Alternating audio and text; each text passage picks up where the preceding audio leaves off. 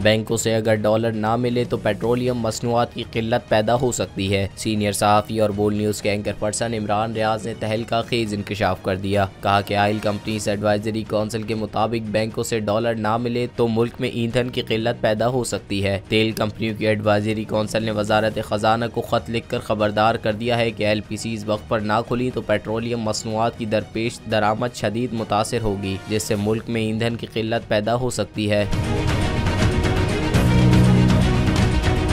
इमरान रियाज का कहना था कि आलमी इदारों को पाकिस्तान की इस हुकूमत पर भरोसा नहीं, इसलिए जो इमदाद का ऐलान भी हुआ है वो मंसूबों की सूरत में ही पाकिस्तान को मिलेगा और इसकी निगरानी खुद इमदाद करने वाले मुल्क करेंगे। सीनियर सहाफ़ी ने आलमी इक़्तिसादी इदारे वर्ल्ड इकनॉमिक फोरम की रिपोर्ट का भी हवाला दिया, जिसके मुताबिक पाकिस्तान को डिफ़ॉल्ट के खतरे का सामना है। अगले 2 साल तक पाकिस्तान को खुराक की कमी, साइबर सिक्योरिटी, महंगाई और माशी बहरान के खतरे दरपेश होंगे।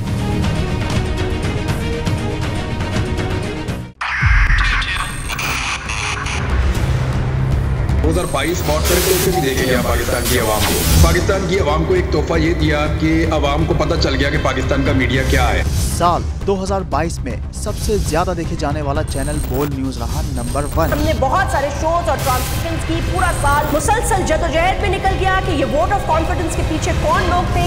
तोड़े रेटिंग के सभी रिकॉर्ड। सोशल मीडिया पर भी सबसे ज्यादा तेजी से 2.4 बिलियन व्यूज का संगे मील अबूर किया। एंकर्स को भी आवाम में सबसे ज्यादा मकबूलियत मिली और सोशल मीडिया पर भी बोल रहा सब पर भारी। सब्सक्राइब करें और बेल दबाएं ताकि कोई खबर रह न जाए।